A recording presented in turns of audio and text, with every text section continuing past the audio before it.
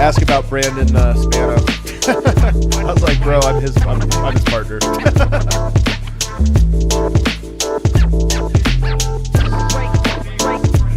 Did you talk to him?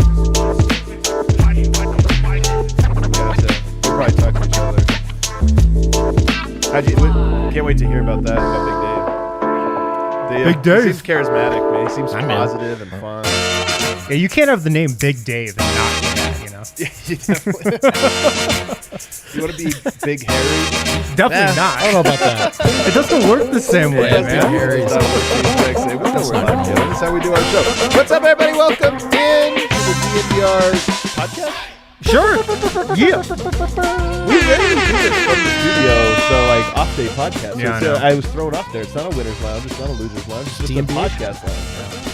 It's very, very uncomfortable. We got a lot to get to tonight, guys. We're going to talk about a new accolade for Nikola Jokic. Well-deserved.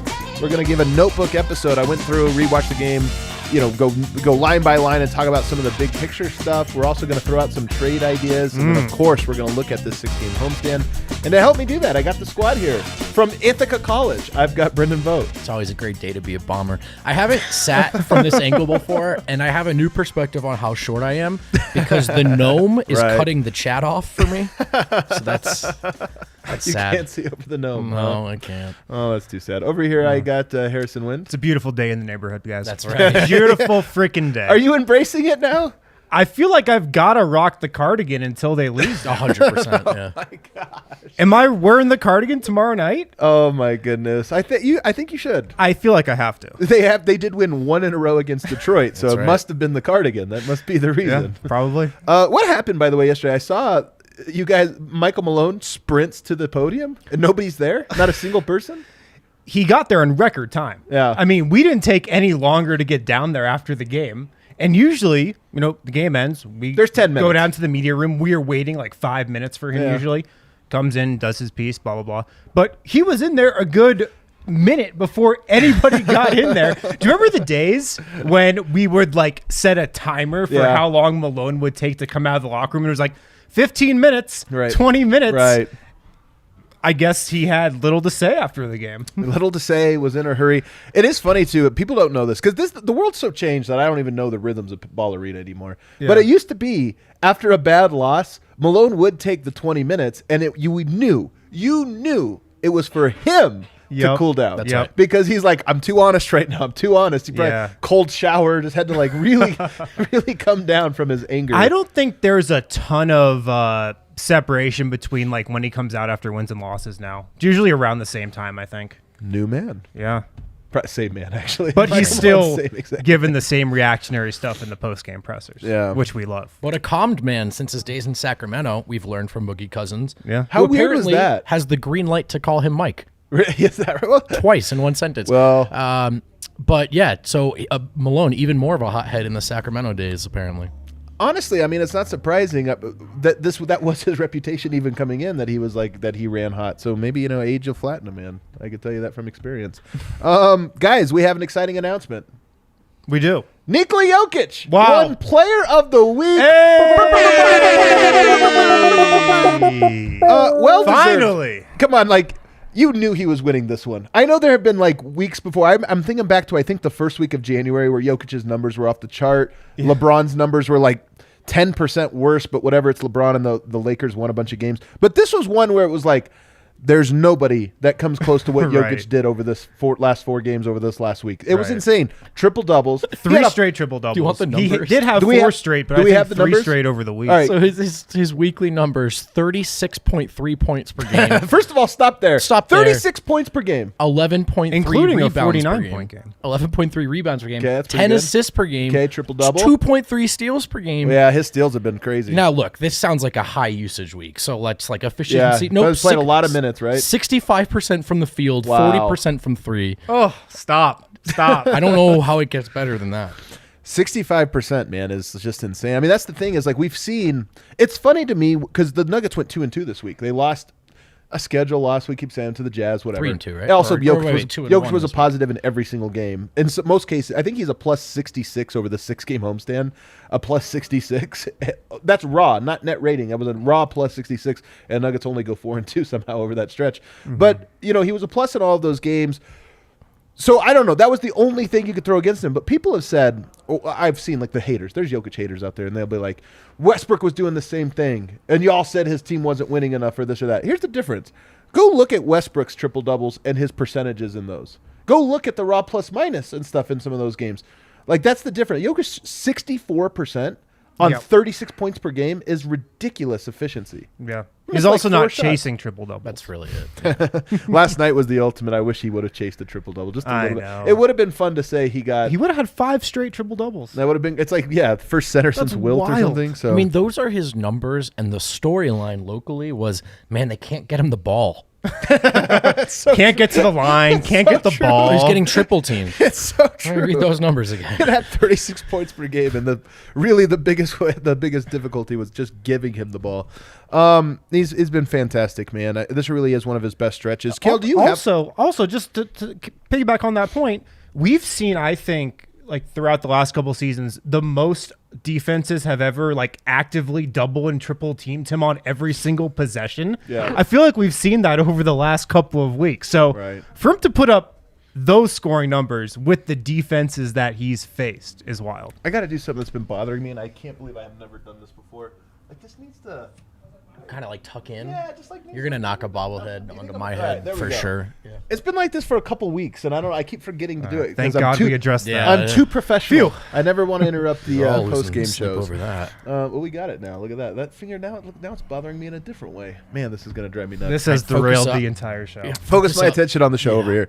Do you have, Kale, the graphic we just made that shows his numbers? Because look, last week 4 games, pretty good, but this is actually a 6-game homestand. And Jokic's numbers over the 6-game homestand, no place like home. Look at this beautiful graphic by one Kale Sobro, a.k.a. super producer Kale. Is it not fitting in the thing? Or there it is. Just scroll down. We don't have to see Jokic's face. We've seen it before.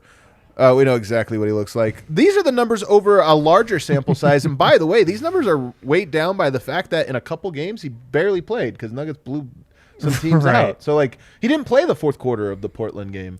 He had another game, I think, Lakers with like game 30. as well. Yeah, Lakers game. So it was 2 games he didn't play the fourth? I can't remember if he played the fourth in the Lakers game or not. I don't think he did. You know, there might be 2 games without playing a fourth quarter, and he's putting up these 28-point triple-doubles over the homestand.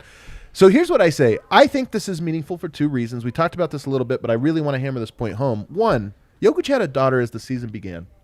He had a daughter. As a father of 2 daughters, I know this is like a real big deal. Like people, I think when you're young, you kind of like, they're like, yeah, be away. It's tough to be away. When it's your kid, it's different. And when it's your newborn baby, it's like, I'm telling you, that's painful. It's painful to be away for like extended period of time. This is the longest he has spent at home. I'm guessing it's the longest he had spent with his newborn daughter. It's crazy to say. His daughter's now 4 months old, and this is the most time he's ever been able to spend with her. But also just this season, I mean, the Nuggets have had the most ridiculous start to the year. It's starting to level out now with these home games, but I just think that was a refresh, a like, hey, I don't have to travel. I don't have to worry about packing my bag or unpacking my bag and doing this. I just get to go home, be with my family, and play. I honest to God think that's the level of Jokic's at right now. It's just been disguised by some of the crazy stuff that's been happening. Yeah. That's a very Serbian corner take from you. You think so? I feel like you've been hanging around Miroslav and Voya a lot. That's very Serbian true. Corner-esque. Miro would say that. But I believe it, man. I mean, it makes sense. It just makes sense. Well, there's one other part of this. And last night he did not have a triple-double for the first time in 5 games. But the reason the numbers were just even slightly down, in my opinion, also has to do with Denver's starting lineup. When you give him Aaron Gordon, Monte Morris, Will Barton, and Jeff Green, to me that's it's not a perfect lineup, but it's the best one they have this year. And I don't think it's a coincidence that when that group got together, which just got together for this homestand, that's when you start seeing Jokic become unstoppable. And so I really believe this. Jokic's greatness is shining through, but also being a little bit disguised by just how weird this season has been and how clunky the lineups have been, because his numbers are actually better when the team has been better. Look, man, I think the Nuggets have kind of found something on this homestand. Like, I think they've leveled up. Really? I think this is like Nuggets 2.0 that we're looking at right here. Nuggets 2.0. Here's the thing. If you think about the Nuggets' last 3 losses, Utah. Yeah. That game was lost in a 2-minute stretch where the bench just got run out of the gym by a Utah lineup with 3 starters to start the fourth quarter. 2-minute stretch, that game was lost. Their loss after that to Oh, no, their first loss of the stretch, the Clippers. They lost 87-85 when they went 4-33 from three-point range. And then the most recent loss, Memphis. That game was also lost by the bench in a second-half stretch. That's like the Nuggets' only big problem right now. It's just the bench. And in the grand scheme of things, it's kind of a small problem to have. Like, it's not going to matter as much in the playoffs, but they've just got to figure that out. And I know we've been saying that all season, but the starters have been so good as of late. Jokic has been so good as of late.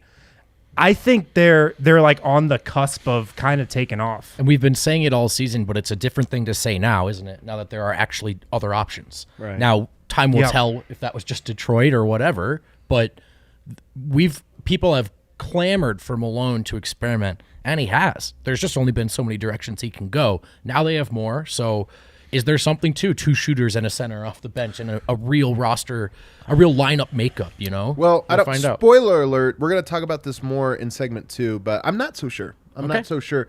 I think this is the season of false starts. Yeah. And this might be another one, but we'll get into that here in a bit. So let's get some notebooks, you guys. We haven't had a chance to do a ton of notebook pods this year, but I have some notes. Went back and rewatched the game. New episode of The List is up, by the way. If you don't know, The List is a film study deep dive that I do. I try to do at least one a week, sometimes more. Come playoff time, it'll be every game. But went through this last game and put 8 clips together that I thought were the most interesting from the game. So you want to check those out. Some of the things I'm going to talk about now correspond to some of those clips. Obviously, Austin Rivers got the start in this one. If Jeff Green is out for a period of time, or if Jeff Green is traded down the line, is Austin Rivers the guy that you guys would like to see starting in that spot? Sure. Really? For me, it's him or Davon Reed. That's where I would go. It's definitely not another big, because I just think with this new look bench, I think Zeke and DeMarcus Cousins could be a nice fit there. So I would want to keep them there. For me, it's Austin Rivers, Davon Reed. Maybe Davon. Yeah. I mean, he's the better defender. He's the Davon. I got to give it to Austin Rivers. He plays very good defense. I don't know. I'm not convinced that Davon Reed is the better defender. They might be equal. I think Davon Reed is a slightly better defender. Austin Rivers was good defensively last night in spots. Davon Reed's the better shooter. Rivers might have some other components to his game that are better. I think it's pretty close for me between those two. For me, it's just that Rivers doesn't appear to be a Jokic ball player. Now, he had a good game last night, but I think all those things he does well, he could also do off the bench. And a bench unit might be one that's more willing to say, hey, man, if you want to take a jab step and go to the rim confidently, we'll take points any way we can get it. Whereas there are some moments where Jokic passes Rivers the ball and Rivers just refuses to shoot. And you can see the frustration, right? It's visible. So some of that is frustrating. Having said that, it is very clear that Malone trusts Rivers in a pinch. And I think it's because of that perimeter defense. I do not think it's a coincidence. If you go back and watch the rhythm of this game, Rivers had 2 really good stretches. Two moments where he was scoring the basketball and making plays in the flow of the offense, not just like him doing something. They happened very early, and Denver took like a 24-16 lead. So they went on a nice little run in large part because Austin Rivers was contributing his role within the system. Yep. And then late in the game, if you go back and watch it, you kind of forget how the rhythms went. Denver took like a 6, 7, 8 point lead with like 2 minutes to go or 2.5 minutes to go. And you thought, oh, the game's over. Then they blew it and got it tied. But that run was Austin Rivers 3-pointer, Austin Rivers closeout. And it's like, I'm not saying, sometimes we say like Michael Porter's threes mean more because like they're threes and they add up quickly and this or that. But I think what it is with the Nuggets with this unit is when all 5 guys are doing their part in the machine fully runs. And when the machine fully runs, it's like the Nuggets just snowball. They just start get rolling. And to me, in that starting lineup last night, Gordon does his thing, Barton does his thing, Monte does his thing. When Rivers was like doing the things he's supposed to in that machine, that's when it gets going. That being said, I don't know if I trust him or Davon Reed to more consistently be the guy in the machine because of the reasons you were talking about. Like Austin Rivers can be a bit of a ball stopper. He can be afraid to shoot for some reason sometimes, or slow to shoot. Yeah. I don't know if I fully trust either of them right now. I just don't. I mean, I think I had a slightly higher opinion of Davon like a month ago than I do right now. It's weird because he made some shots lately. I know, but he's also like taken some shots that you're like, yeah. Really? That's Davon? the thing you're most scared of with Really? him. Yeah. And Maybe that look, PJ comp is good. I told you. But Austin can take some of those shots too. I think my verdict is I don't trust either one, like 100%. So it's funny, the first play of the game, as it almost always is, we've watched this show enough, I talk about the Nuggets will run a post-up for Jokic first play most of the time because it's a read. It's like, okay, what's the team doing? What's the defensive assignments tonight? Last night, no double. Jokic scores very easily on the first play, and it's like, really? You're not going to do this? And then it became, like, from that moment, you could have paused the game and said, how's this game go? If the Nuggets can get Jokic the ball, they win by 30. If they can't, if they struggle to get him the ball, it might get a little bit closer. But Detroit, they did mix in other coverages, especially late. But early on, they just said, Jokic, one-on-one. Good luck, Isaiah Stewart. And my first tweet of the night was, thanks, buddy. It's killing thank me. you, Vogt. Wow. Thank you very much. Oh, no. Oh, God. All right, You guys go ahead. Go ahead. Zoom in on Harris. My first tweet of the night was Jokic has that look in his eye. And that was after like the first two possessions of the game where he just scored.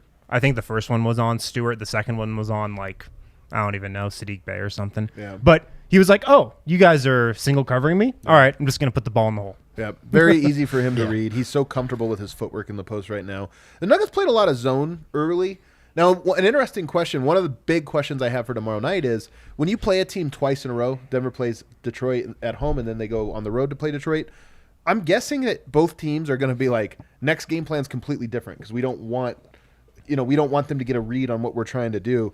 Denver played zone a lot in this game. A little bit early on, a lot in the second half, and it lost its effectiveness over the course of the game. Like, they started to really score, and they were not just scoring, but they were running actions that were designed for, here's their zone, here's what we're going to do, and they were getting a lot of buckets. Sure. So I'm curious if Denver goes back to that zone, if that was the product of, hey, some guys are out, so we're going to do this, or if it was a product of, you play this team twice in a row, mix up what you're doing. I don't know. An interesting thing, last night we got to look at Zeke Naji and Isaiah Stewart. If you remember, those two guys we talked about leading up to the draft, Nuggets had them on their big board as like, hey. In an alternate universe, it could be Isaiah Stewart on the Nuggets. Very, very much so. And I think, and Stewart went first. Like, he was drafted before Zeke Naji. I think if both were available, from what I had heard, I think the Nuggets might have wanted Isaiah Stewart. Like, that was like a guy they might have taken. Do you have any takes on who you would prefer now, seeing how both guys play? They're very different. They're so different. Oh, it couldn't be more different. I like Zeke Naji. Stewart played great last night. Like, he was unbelievable. He made jumpers. Like, you see shooting 10% from three. Yeah, he looked good last night. That three was so pure. It was so pure. What I was impressed with about Stewart is he went at Jokic like without any fear. Yeah. He was not scared of Jokic. He even went at him in the post in the first quarter and then was hitting jumpers. But I just think Zeke is the better fit in today's NBA. The three-point shooting, the defensive versatility, I would take Zeke. Yeah. Stewart's a little undersized, right, for a traditional center, which seems to be, to me, how he plays, or at least whatever the modern version of a traditional center is. And so that makes it tough. I would say Stewart, because the Nuggets have been on the search for a backup center all season. But that, I think, is maybe more roster construction than, like, he's better than Zeke. He definitely, that's part of it. I will say this. I think Michael Malone would have liked Stewart more. Like, he's just a lunch pail and hard hat guy. He's going hard. He's physical. I think Malone loves physical guys. Zeke, he's tenacious Zeke, sometimes make an appearance, but it's not his default state. Although I agree with Harrison. I think Zeke Naji has the more upside given his skill set. I agree with that. But he does have to grow into some of the other aspects of his game to fully unlock those things. Let's take our first break. On the other side, I got a lot more notebook notes here. We spent too much time raving about Jokic, as we are known to do. Guys, at Breckenridge Brewery, there goes my phone. Make sure to pick up some Mile High City Copper Lager. Pick some up at your local liquor store, local grocery store. If you're down here in the Denver area, stop into the DNVR Bar. We've got Breck Brew on tap. We also have the Breck Brew Seltzers, which are incredible. Lots of different flavors. I'd recommend the peach. It's the best flavor. I will hear nothing else. But if you're not in the Denver area, you can still pick up Breckenridge Brewery, like I said, at your local liquor store. And it's Nuggets season, so make sure to pick up the Mile High City Copper Lager. I noticed this last night walking into Ball Arena. This has to do with our next sponsor. The ball sign on Ball Arena is off. It just says Arena. Oh man. Oh man, come on, Ballerina. What happened? I don't know if they're redoing it or what, but they're replacing the sign on Ball Arena.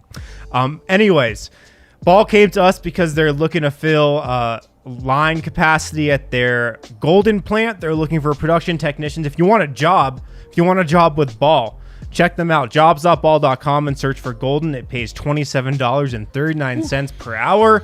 You could be living large working at Ball. Potential for increases at 6, 12, and 18 months on the job. Again, if you want more info, jobs.ball.com and search for Golden, or you can simply text Golden to 77222. Awesome.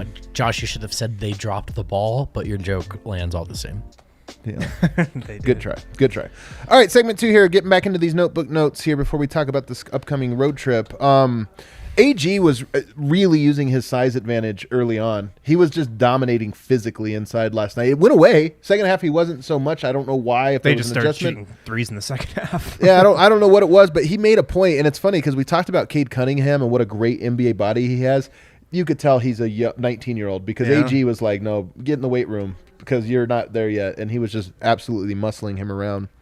And I love that about AG. I really love when he uses his size advantage like that.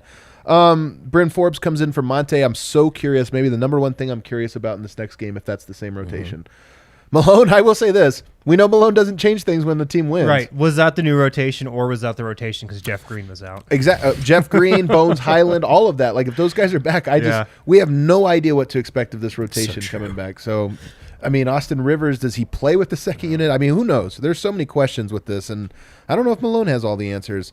That unit, though, and here's why it was important that Forbes came in, because we wondered, is he going to play with Jokic? That unit actually made a really nice run. I think they ended up just being a +4 in like a 3-minute or 2-minute stretch, but it should have been a +8. If you recall, Denver was doing great. They gave up a fluke 4-point play that included, they get a 24-second violation almost, but instead, I can't remember who it was. Was it Diallo who like takes a one dribble jumper, hits it as a prayer of a shot, hits it, gets fouled on the shot, and there was an off-ball foul or a technical later. So it ended up being 4 points on one possession. Otherwise, Denver, that unit, I think, went on an 8-0 run to start things. So 8-0 run down to an 8-4 run before the next sub came in. And there's just reason to think that playing Jokic with an extra floor spacer in Bryn Forbes and then having like Barton take on the role of ball handler or what have you, that might actually work in small stints as the units start to stagger. So I'm interested in it. Then Facu came in for Barton. Super small backcourt with Rivers at small forward. So then you have Bryn Forbes and Facu playing with Jokic and Austin Rivers at the 3. Don't love this one. now you go to, they actually started, it was Aaron Gordon, it was Facu, and it was Austin Rivers. That's 3 non-reliable floor spacers, and I just don't like it. Another development from the new rotation, more minutes for Facu than he was getting before. And more minutes with Jokic, actually, too. Which So, I mean, maybe that's legit, or maybe it's not having Jeff Green. Yeah. I hope the latter. I hope the latter for that specific one because I don't love it. I mean, one of the stories of this game you could say is that the starters, it used to be starters great, bench bad. Now starters kind of flattened out and the bench flattened out. They're not quite as bad, starters not quite as good. So I don't know. That's one game sample size. Shouldn't draw too many conclusions. By the way, that was the one spot in the first half, those Facu Jokic minutes, where Detroit was helping, was doubling hard on Jokic. I noticed that.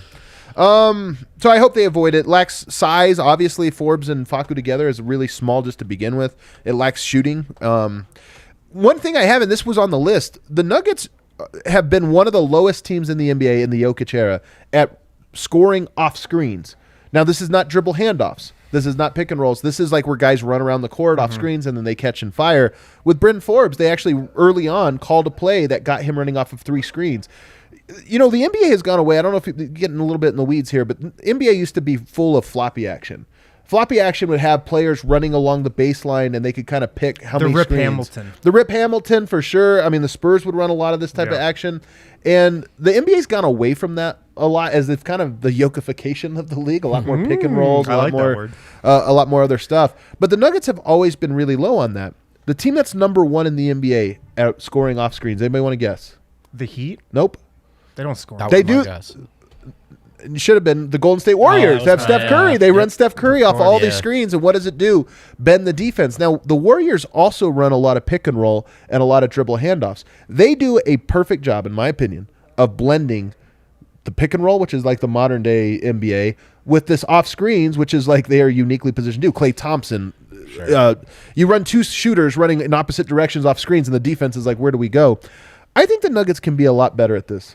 I think the Nuggets, when we talk about diversifying the offense, it's tough this year because they don't really have screen shooters. But when you get Murray back, you get Michael Porter back. I would love to see actions where both of those guys, you run pick and roll a lot, dribble handoff a lot, delay a lot. I'd like to see them mix it up by running those guys off to start possessions. And even if you don't get shots off of those, the defense is still switching. They're still reacting. And then you go into a pick and roll. If you go off of that right into a pick and roll, that's where you get the Warriors offense. Yeah. This is a really uneducated take, and it's probably wrong, but I feel like the Nuggets have been running the same plays for they have been, of course. Years. And like that's not a bad thing because they obviously keep working. Right. You know? Yeah. But no, I agree. And I also wonder if we're gonna see more of that because the Nuggets, they really haven't had a shooter like Bryn Forbes in the Jokic era. I was thinking about the closest comp to him. And it's probably like Marcus Howard, but that didn't count. I was thinking Malik Beasley is like probably the closest comp. And obviously Forbes is in a whole different class of shooter from what Malik was. But they just haven't really had that guy. Yeah. Denver's had some pretty good shooters. I mean, Michael Porter Jr. Right, but too. I'm saying like the guy who can quickly come off the screen, dart shooter. in and out. That's all he does. Like Bryn Forbes, I think we know. His game is shooting. He really is Marcus Howard, just taller and more veteran. So and more catch and shoot friendly, I think. Howard seems to be a guy that gets himself. He does he comes to Denver and gets the floateritis. The best part to me of the DeMarcus Cousins, actually, it's hard to say best part because just having a rim and paint presence was a big part of it. But maybe the second biggest part, he drew fouls. And Jokic shot 10 free throws last night. And when I went back and watched this game, some of that, at least in the first half, had to do with DeMarcus Cousins drew 3 fouls in 1 minute. So you start the second quarter. Also committed 3 fouls in 1 minute. Give a little, take a little. But you draw 3 fouls like that, and by the time Jokic checks back into the game with 7 minutes left in the second quarter, the other team is 1 foul away from the bonus.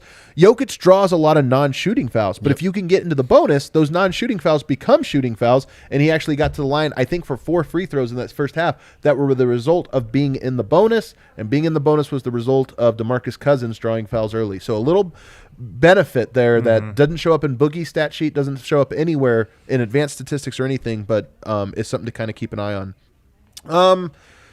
Second quarter, so screens with Forbes working really well. Second unit showed enough positive flashes. When I went back and watched this game, this is my take, my overarching take. Denver outplayed them by more than what the score indicated. Like Denver, I think, should have won that game by 15 points. Yeah. There were a handful of very unfortunate things that happened in this game. And I don't mean unfortunate as in like feel sorry. It's just basketball, you can't be perfect. Like sometimes the ball just bounces wrong. Sometimes this happens. I mean, Denver had a couple technical fouls. They had a couple plays where it was like great defense, but that 4-point play, there were 3 consecutive 3-point plays for Detroit in the second half that were just kind of like a little bit unlucky here or there. So I actually think Denver, it was disguised a little bit how much they outplayed Detroit in this game, including that second unit. I thought Detroit played pretty well. Yeah, to be totally honest, like I was impressed, man. They fought, they shot the ball well. I don't think Denver's defense was bad last night. I think the Pistons executed. And thinking about those bench stints, it's not just don't get beat by the margin that last bench group did. It's can it not happen in 30 seconds? Right. Can this be a back and forth affair? Can both teams be dragged down into the muck? And I thought there was a lot of that for the bench in that Detroit game. They got off to a great start. They got off to they had that 11-1 run at one point, right? And then they couldn't close that stint as strong, but that's okay. What didn't happen was a 10-point lead went to a 10-point deficit in 5 minutes. So I was encouraged by that. I mean, they kind of did, to your point, have that collapse. It's just that they first had a big build. That's okay. Yeah, exactly. You can live with it that, leveled man. out. But they did. That second unit does give up a lot of 10-0 runs. They gave one up in this game, too. It just happened to be At least they got their run, though. That was my only other note. The only other thing I had was I wonder how distracting. Actually, Harrison, you could ask this. There was a lot of cheering for the football game going on in that third quarter. And you watch it, you're kind of like, oh, man, this is ridiculous. It's kind of funny. I don't think it distracted anything on the court. It distracted me, though, a lot. I was very distracted. The whole ball arena just start cheering, and you're like, what's going on? Well, yeah, it was like one of those weird cheers / like pockets of noise where like, is there a fight going on or something? Yeah, It was like somebody streaking on the court. I didn't know what it was at first, but yeah, it was definitely weird. Let's take a look at this road trip, though. The Nuggets, they just got 6 home games in a row. Now they have a road trip that I think is their hardest. Remember they had that 7-game road trip where we're like, this is the hardest stretch of the year? Then the NBA canceled 2 games and rescheduled them, and now they have I would kill for that road trip I know. Now you have a new hardest road trip of the year. 6 games that spans the Midwest, the East Coast, back to the Midwest, to the South, to the West. In 9 days. In 9 days. 2 back-to-back. That should be illegal. Oh, wait, it was before they rescheduled this game. Yeah, it was illegal. And the funny thing about this is like Detroit to Brooklyn, not that close. That's a 2-hour flight. Yeah, what is that? Then you go Brooklyn to New Orleans. That's like a 3-hour flight. Then you go New Orleans back up to Milwaukee. That's another 3 hours. It's like all these flights are really far. Ugh. They're not doing the train ride to Philadelphia. They're doing these long ass travelings. But hey, man, the schedule it is what it is. Chat, find me a flight to Brooklyn. I want to go. That's on Wednesday, right? Find you a flight. If you find one under 200, let me know, chat. You want to go to that game when everybody rests? That's right. No, I just want to see my friends. Oh, okay, there you go. So you look at this: Detroit, Brooklyn on a back-to-back, New Orleans, Milwaukee, Minnesota, Utah. I looked it up on 538. How many games would you guess Denver is favored in that 6-game road trip, according to 538's game predictor? 3, 4, 2. 1. Wow. Cool. At Detroit. They are favored exactly 1. The New Orleans game, they are 1. They can't even get the favorite in New Orleans? New Orleans, they are 0.5 point underdogs. So it's Herb Jones is that good? Herb Jones is that good, man. Don't slander my boy. So I look at that and I go, man, so technically 1-5 is like what's going to be predicted for this road trip. First of all, let's just break it down. The Nuggets right now are 24-21. If they went 1-5, they're going to be below 500 by the time they return. Harrison, what's par in your opinion for this road trip? Par would be 3-3. Man, where are the wins? The wins are Detroit, New Orleans, and I don't know. I don't know about the third. I mean, Minnesota. It's going to be a tough game on a back-to-back. Brooklyn's shorthanded right now, so maybe you could talk yourself into, hey, Denver can do some damage there against the shorthanded never mind. team. Minnesota's not a back-to-back. Minnesota's not a back-to-back. So I'd say Minnesota, New Orleans, and Detroit. are they which games are they favored in? Just Detroit. Not the Minnesota game, huh? Right. They're not favored against Minnesota. Minnesota's good. Remember what happened the last time the Nuggets played? Yeah, they got absolutely murdered by them. It's a good Anthony point. Edwards went absolutely off. Man, 3-3. That's par for me. I think that's par as well. I think that's par, and that's a tough par. You go 3-3, and you're like, okay.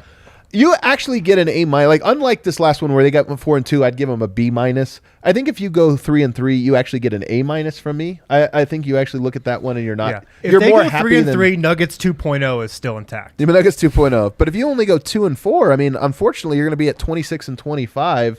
Yes, the schedule gets very favorable the rest of the way. Not literally the rest of the way till the end. Your schedule is very favorable, but 26-25 is still not that great of a record to have at that point of the season. So I agree with you. Now, here's the big question.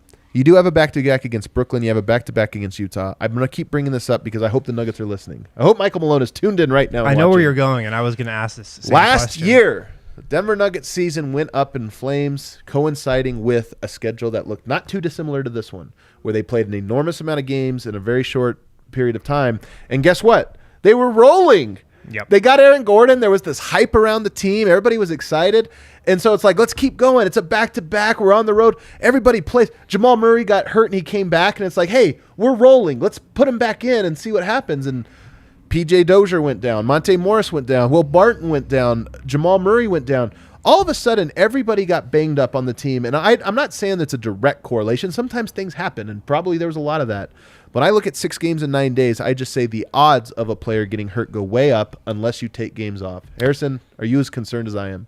I'm concerned, and if I was Nuggets, I would absolutely rest Nikola Jokic in at least one of these games. I agree. Definitely one, maybe 2. Maybe the back-to-back in Utah. 2 for me, man. 2 for me. I mean, the back-to-back in Brooklyn and the back-to-back in Utah are 2 obvious rest games. I mean, those are 2 games where you're on short rest in a period where you're playing a ton of games. There's high risk of injury in those games, and this is why you got DeMarcus Cousins. Strong agree. You got him because he can soak up minutes at center. So I think it's a necessity to rest Jokic. Weirdly enough, Vogt, I actually think 3-3 is so much more likely if the Nuggets do sit Jokic the Brooklyn game. Wow. Because then You Jokic... just think it's lost anyway? Well, maybe, but I just think if you gave Jokic 4 days off between Detroit and New Orleans, I'm like, yeah, there you go. Perfect. He's going to murder him. Are you kidding me? Yeah. Whereas if he's playing the third game in 4 nights against New Orleans, I'm like, I don't know, man. He might just be fatigued. I would beat Detroit and then just put Jokic on a plane to New Orleans. Be like, go down to New Orleans. I'm going to go visit our buddy Christian. Yeah. Chop it up with Willie Hernan Gomez down there. Is he going to do this? Are the Nuggets going to do this? By the way, it's not just Jokic. Like Will Barton too. Like Will Barton needs some time totally. off. Aaron Gordon needs some time off. I don't know, man. I don't know. They seem very collect wins mode to me. One game. I'm gonna say no. Yeah. Man, I don't know though, because like when they did get Cousins, I had heard from people around the team, yes, this can take the burden off of Jokic. Yeah, man. But also the first thing we heard from Cousins last night is that his feet felt like cement blocks. yeah, I was gonna say I don't know if Cousins is ready for 35 minutes. I really don't. And maybe he gets there by then, but I don't know. He's more expendable though. Like if he went down, it'd be a bummer. But I'm not trying to be like impersonal here, but it would at least be like the Nuggets season isn't going up in flames. Yeah. Do they rest him? Should they? Yes. Do they? I'm gonna say no. Maybe one. I would say no chance twice. The Utah game, it's tough, man, because that's a divisional game. He's gonna want to play and that. he's going to want to play that one. And the front end of that is Minnesota, so it's not like you can tell him to sit that one either. Yeah. The Brooklyn game, I just rest him, man. I don't think there's a whole lot the interconference games don't mean that much. I just don't think there's anything there. 3-3 is definitely par. If they go 2-4, I don't think it'll be the end of the world, but it does. Their record won't be very nice. Probably not winning another Player of the Week if they go 2-4. You do though, like I mean, yeah. Then you get the Pelicans back at home. You know, you get a Knicks game, a Celtics game. Like you'll get a chance to make up some ground as well, but obviously, this was why 6-0 would have been awesome on that homestand. Well, Denver this is their schedule at one point in February. Sacramento, Portland, Oklahoma City, Houston, New Orleans. Like that's a streak where they're going to be strong favorites 5-6 games in a row. So they do, like I say, they do make up for it. The schedule always evens out, and it's going to even out for them at the back half. But I just look at this stretch right here, and I say, if you get 2 wins, 2 wins would be a disappointment, but you're still going to get a B-, C+ from me if you go 2-4 on this road trip, and nobody gets hurt. That's it. If you go 2-4 and you don't lose someone, it's an A- for me. I don't care. Yeah. All right, let's hit our last break. On the other side, Wind has some trade ideas. You're putting this all on me? I am putting it on you. You got some trade ideas he really wants to throw at you guys. He's married to these. He's married to these ideas. Might be you a can't little believe strong. Guys, check out Lightshade Dispensary. If you use the code DNVR, you're going to get 25% off each purchase when you go into a Lightshade Dispensary. They've got 10 locations across the Denver Metro and Aurora locations. Go up to the register, drop the code DNVR. You're going to get 25% off each purchase. You can also shop online and then go pick up and then use that DNVR code there to get 25% off as well. It's a great deal. I mean, 25% off, that's big. Of course, at Lightshade, you can get Escape Artist, the highest awarded topical brand in Colorado. It prioritizes quality and consistency. Ratios available in 1-to-1 and high ratio CBD 20-to-1. They've got you covered there. So check out Escape Artists. You can pick that up at the Lightshade Dispensary. And when you go there, make sure to use code DNVR25 for 25% off. Also at DraftKings right now. What do we got at DraftKings? Did you guys watch that football game yesterday? Yeah, we did. Flipping back and forth. Oh, here's another funny story from Ball Arena. So we're all watching the Rams game, it was, in the press lounge. And like Mike Malone's about to do his pregame thing, like as that game is winding down. So he actually walked into the pregame and the postgame with nobody sitting there. There you go. He must have loved that. He must have. 4 teams remain in the NFL playoffs. That means only 4 teams left for you to bet on at DraftKings Sportsbook, an official sports betting partner of the NFL. Counting down to Super Bowl 56, new customers can get 56-to-1 odds on any team. Bet just $5 and get $280 in free bets if your team wins. Not a new customer. It's okay. Still take advantage of the same game parlays. You can get that for NBA games as well. So make sure to download the DraftKings Sportsbook app now. Use promo code DNVR. Get 56-1 odds on any NFL team. Bet just $5 and win $200 or $280 in free bets if your team wins. That's promo code DNVR for 56-1 odds at DraftKings Sportsbook, an official sports betting partner of the NFL. Must be 21 or older. Card only. New customers only. Restrictions apply. See DraftKings.com/sportsbook for details. Gambling problem? Call 1-800-522-4700. Bones Highland, not on the injury report, by the way, for tomorrow. Will Barton listed as probable with hamstring tightness. He was listed as that last game, too. So, Barton, I mean, look, take that Brooklyn game off. If Dude, nothing please. else. I think that's a great opportunity. To get him rest. Marcus Howard and Jeff Green listed as questionable, so Jeff Green will be an interesting one to see if he goes on that. Same with Bones Highland, where they fit in. Should be an interesting one. Should be a fascinating one. Also, Detroit has a handful of players that are kind of interesting too about whether or not they'll play. Trade season is almost upon us, Harrison, and you have some hot take trades that you are just believe the Nuggets must do. I don't know about must do, but it could help. Look, it's tough because the Nuggets don't have a lot of ammo. They don't have a first-round pick for a while. Their next second-round pick is, I think, 2024. They don't have a lot of real desirable assets that I think they want to part with. Right. Like, are they going to trade Bones Highland? No.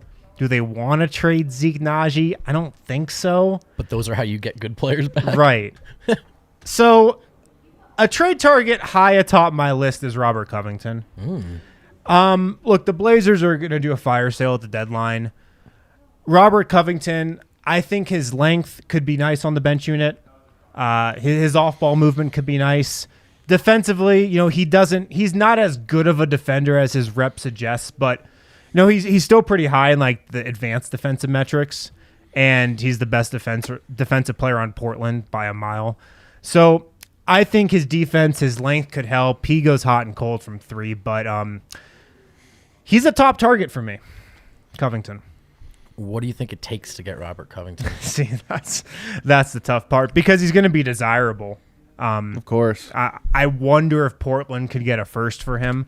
I don't think the Nuggets are going to give up a first for him, nor do they really have one to give up, not until one later down the line.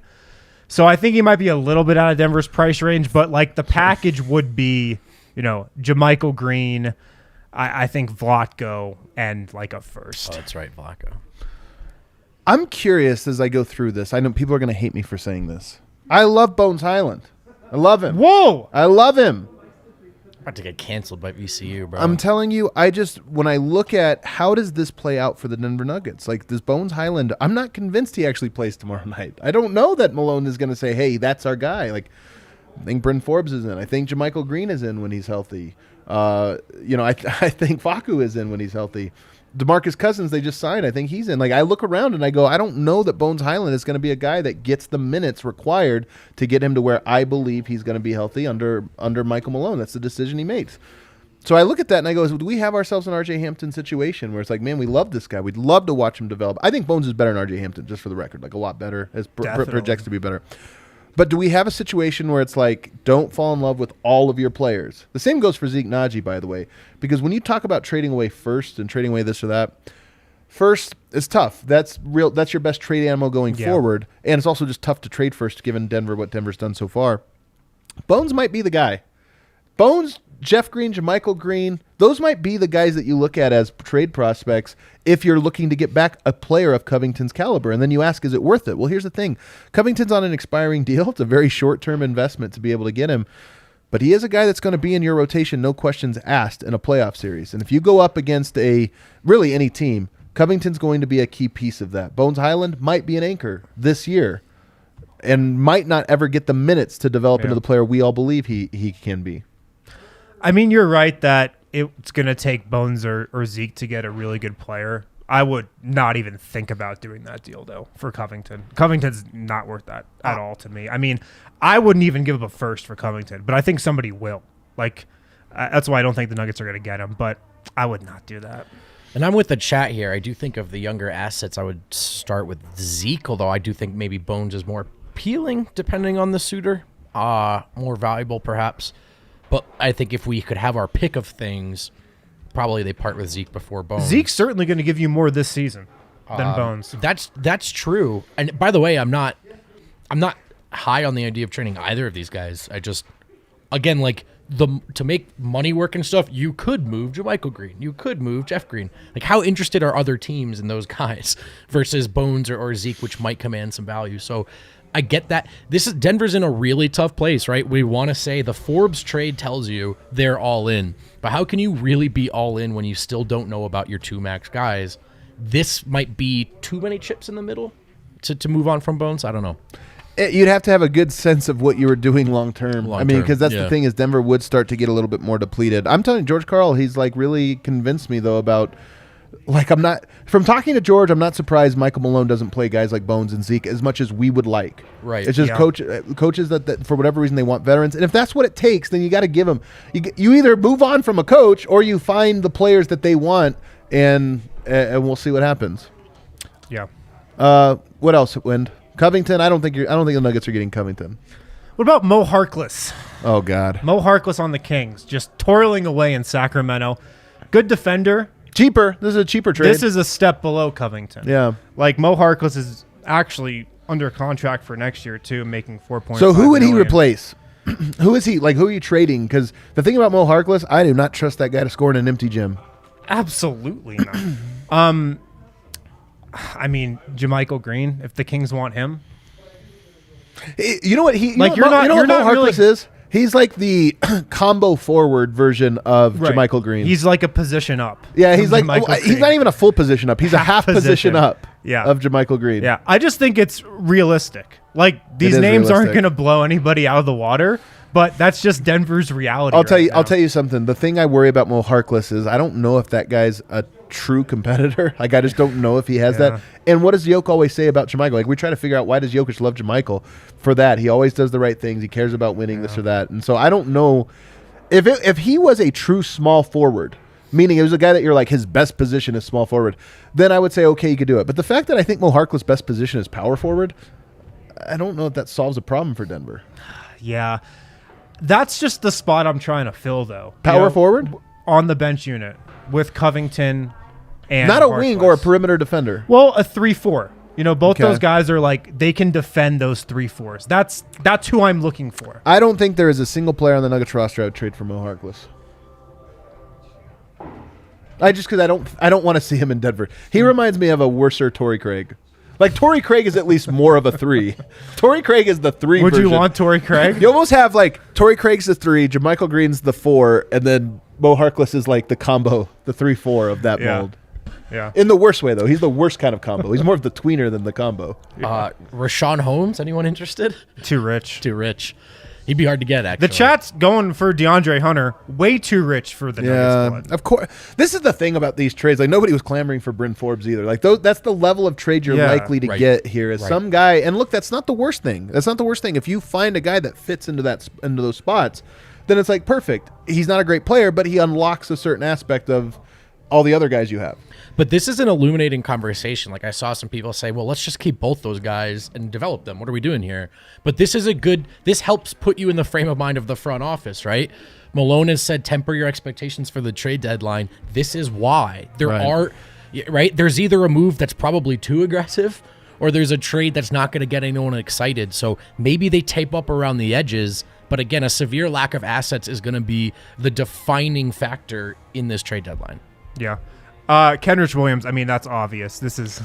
Man, I wasn't going to mention him. I was listening, though, to... I can't remember what show. Reputable reporters, and they were talking about the price for Kenrich, and it was like a first rounder, too. And I was like, man, for Kenrich Williams, I love Ken. I'm the Kenny Hustle super fan. Kenny Hustle. You don't give up real assets for Kenrich Williams, in my opinion. I think you could give up a late first for him.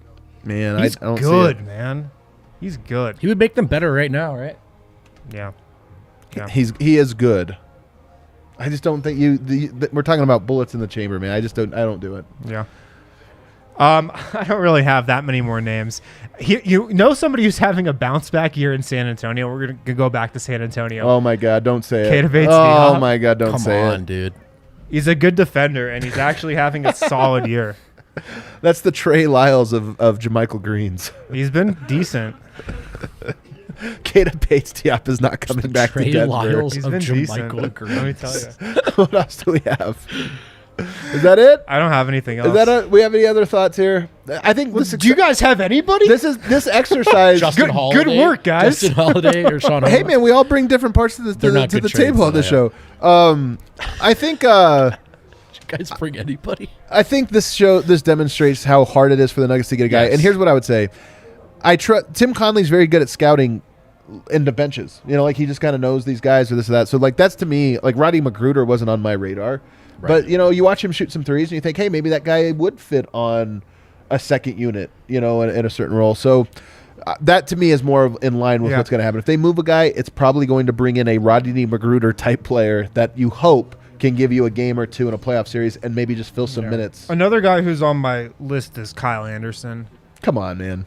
Kind of fallen out of favor in Memphis. Isn't he hurt? No, he's just kind of, I think, been passed up by a bunch of guys. How far out of favor Conchar has he for fallen? Because I favor him. I see Max Strus. Like, yeah, we always want these guys. The funny thing about Max Strus, though, is he is like a Bryn Forbes type. Yeah, he's a Bryn Forbes type. You're They gonna run him found their off screens. shooter. They found their center. They need a defender, man. It's the wing defender. They need a That's Gary Harris. their target. Justin Holiday? They need a Gary Harris. Yeah, Justin Holiday would be great, but again, like, What does that look like? Maybe a little bit more expensive. Well, that'll wrap it up today, guys. Don't forget, I want to remind everybody, the Goatees live show is this Saturday. You're going to want to check it out. We're actually premiering Newcomer of the Year, nominated Aaron Gordon. He's nominated for the Nuggets as Newcomer of the Year in Denver sports. We're going to see who the Avs nominate. We're going to see who the Broncos nominate. We're going to see who the Buffs and Rams and Rockies all nominate. He's so rad. But we're going to be doing that. What other one was today? His Moment of the Year is also premieres tonight. So we got some really cool ones.